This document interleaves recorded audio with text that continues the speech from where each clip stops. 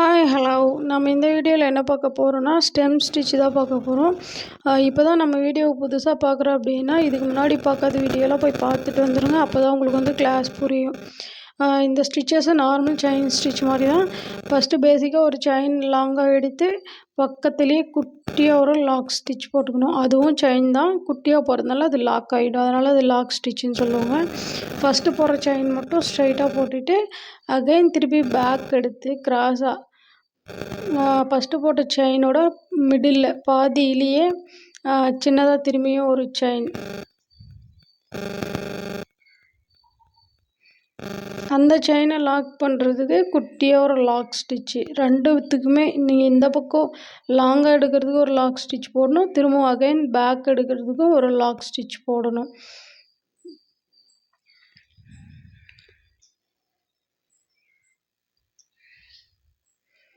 திரும்பி கிராஸாக கொண்டு வந்துட்டு எந்த ஸ்டிச் போட்டாலுமே ஃபஸ்ட்டு ஒரு லைன் போட்டு ப்ராக்டிஸ் பண்ணுங்கள். லைன் இல்லாமல் கையிலே நீங்கள் போட்டிங்கன்னா உங்களுக்கு வந்து ஸ்ட்ரைட்டாக வராது. சைடில் எடுத்துகிட்டு வந்து ஃபஸ்ட்டு போடுற ஸ்டிச் மட்டும்தான் உங்களுக்கு வந்து ஸ்ட்ரைட்டாக வரும், மற்றது எல்லாமே வந்து கிராஸாக தான் வரும். ஒரு ஸ்டிச் லாங்காக போட்டு குட்டியாக ஒரு லாக் ஸ்டிச்சு, அகைன் பேக் எடுத்து இப்போ லாங்காக போட்ட ஸ்டிச்சஸில் பாதியில் ஒரு செயின் ஸ்டிச்சு. சேம் ஸ்டிச்சஸ் ஃபுல்லாகவே இதே ப்ராசஸ் தான். இந்த ஸ்டிச்சு எதுக்கு யூஸ் ஆகுன்னா, ஃபஸ்ட்டு ஒரு லேயர் வந்து 3 லேயர் செயின் ஜரி த்ரெட்டு எதுலேயே ஒன்று யூஸ் பண்ணி போட்டுருவோம் இல்லையா.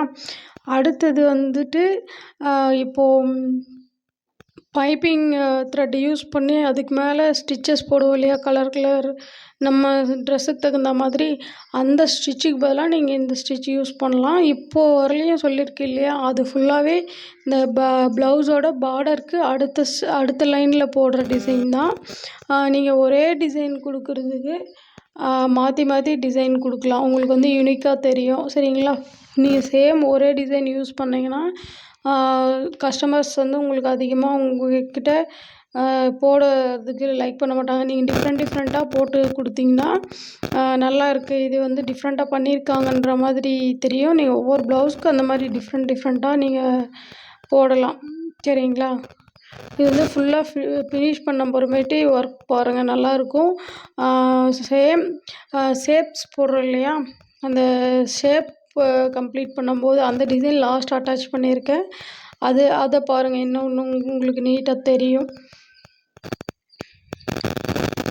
ஒவ்வொரு இதுலேயுமே வந்துட்டு என்னோடய எக்ஸ்பிளைன் புரியாட்டியுமே வீடியோ வந்து கொஞ்சம் பொறுமையாக ஒரு டைமுக்கு 2 டைம் வாட்ச் பண்ணுங்கள். வீடியோ ஏன்னா அவ்வளோ பொறுமையாக தான் எடுத்திருக்கேன், ஏன்னா எனக்கு சுத்தமாக ஆரியே தெரியாது, ஆனால் கற்றுக்கணுன்னு ஆசையாக இருக்குதுன்னு சொல்லிட்டு இப்போ தான் பிகினர்ஸ்லாம் ஒரு சிலர் ஸ்டார்ட் பண்ணுவீங்க இல்லையா, அவங்களுக்கு கூட யூஸ் ஆகிற அளவுக்கு தான் இந்த கிளாஸ் வந்து அவ்வளோ ஸ்லோவாக தான் இருக்கும். அவ்வளோ பொறுமையாக தான் ஓனும் சொல்லியிருக்கேன். அதனால் எந்த இடத்துலையும் ஸ்கிப் பண்ணாதீங்க, ஏன்னா ஏதோ ஒரு இடத்துல உங்களுக்கு வந்து ஒவ்வொரு டிப்ஸ் கொடுத்துருப்பேன், அதனால் ஸ்கிப் பண்ணாமல் பாருங்கள். சேம் இதே ப்ரொசீஜர் தான். லாங்காக ஒரு செயின், திருப்பி பேக் எடுத்து ஆஃபில் ஒரு செயின், ரெண்டுத்துக்குமே லாக் ஸ்டிச் போடணும்.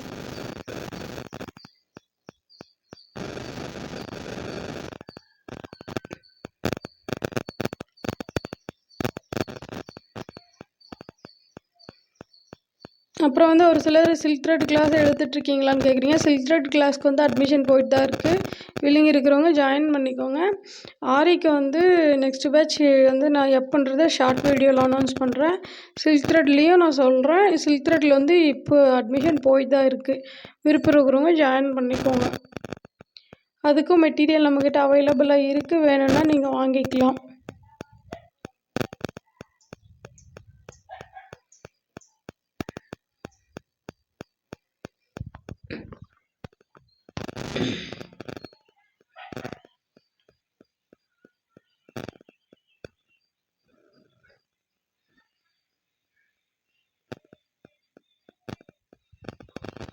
இதுக்கு எப்படி எண்டு நாட்டு போடுறதுனா, இப்போ நீங்கள் இந்த இடத்துலையே வேணும்னாலையும் லாங்காக ஒரு செயின் குட்டியில் ஒரு லாக் ஸ்டிச் போட்டு அதுக்கப்புறமேட்டு நீங்கள் எண்டு நாட் போட்டுக்கலாம்.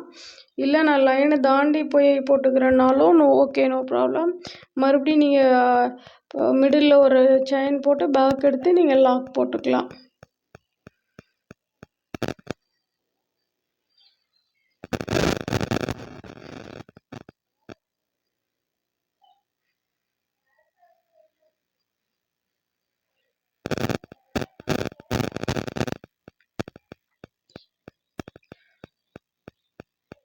சின்னதாக ஒரு லாக் எடுத்து அதுக்கப்புறமேட்டு எண்டு நாட் போட்டுக்கலாம்.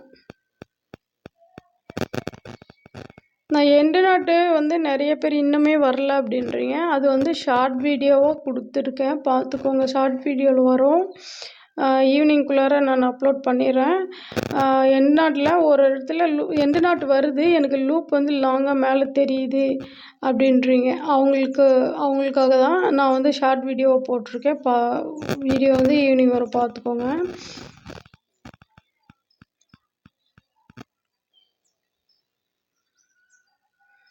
ஓகேங்களா? இப்போ வந்து நமக்கு எப்படி வந்து பிக்சர்ஸ்லாம் வந்து டவுன்லோட் பண்ணணும் அப்படின்றத வந்து இந்த வீடியோவில் சொல்கிறேன்.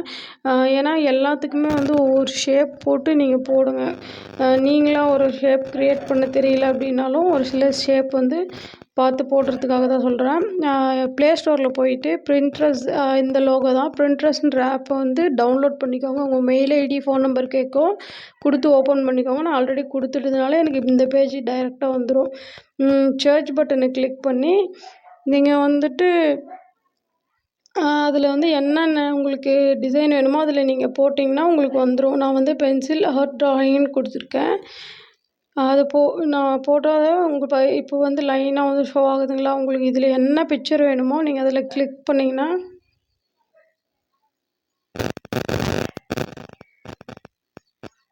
நான் வந்து ஒரு பிள்ளையார் வேணும்னு சொல்லிட்டு கிளிக் பண்ணிக்கிட்டேன்.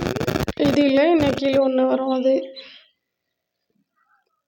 அந்த கீழே இருக்கு இல்லையா, அந்த இமேஜை கிளிக் பண்ணி கீழே ஒரு 3 டாட் இருக்குது இல்லைங்களா, அது கிளிக் பண்ணிங்கன்னா டவுன்லோடு இமேஜின்னு வரும். டவுன்லோட் கொடுத்தீங்கன்னா உங்களுக்கு வந்து கேலரியில் சேவ் ஆகிடும். அதுக்கப்புறமேட்டு ஃபுல்லாக வெளியே வந்துட்டு பேப்பர் காப்பின்னு ஒரு ஆப் இருக்குது. அதோட லோகோ பார்த்திங்கன்னா ப்ளூ அண்ட் க்ரீனில் இருக்கும்.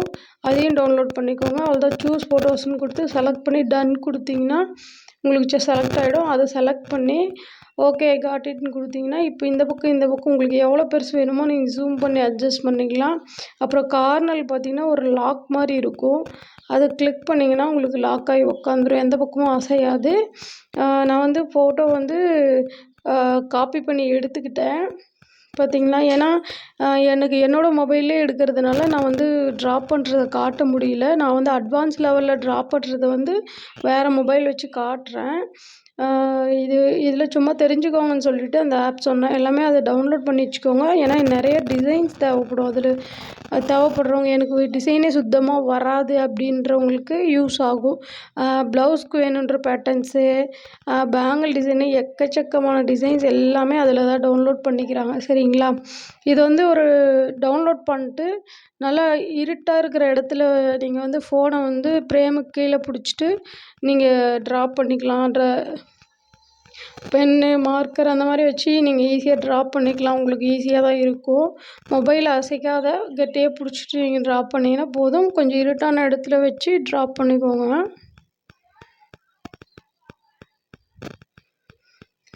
ஷேப்ஸ் வந்து நான் போடுறது எந்த வீடியோலையுமே நீங்கள் போடக்கூடாது. நீங்களாக ஒரு ஷேப் தான் க்ரியேட் பண்ணணும். இப்போ ஸ்டெம் ஸ்டிச் வந்துட்டு அந்த பாதியில் ஒரு லாக் பேக் எடுக்கிறீங்க இல்லையா, அது வந்து அவுட் சைடு தான் வரணும், இன்னர் சைடு போகக்கூடாது. அவுட் சைடு தான் அதோட ப்ரொசீஜர். சரிங்களா? உள் சைடு போட்டிங்கன்னா உங்களுக்கு வந்து ஸ்டெம் ஸ்டிச் வராது. அது வந்து ஸ்டிச்சஸ், அது பேரே கிடையாது. இந்த மாதிரி பேக்கில் நான் போட்டிருக்கேன் பார்த்தீங்களா, அது குட்டி குட்டியாக எடுத்துக்கிறது எல்லாமே அவுட்டில் தான் வந்துருக்கும். அவுட்டில் போட்டுக்கோங்க. நான் அவுட்ரு மட்டும் ஸ்டெம் ஸ்டிச் கொடுத்துருக்கேன். மற்ற சின்ன சின்னதாக அந்த ஐஸு அதெல்லாம் வந்து செயின் ஸ்டிச்சில் ஃபில் பண்ணியிருக்கேன். தேங்க்யூ.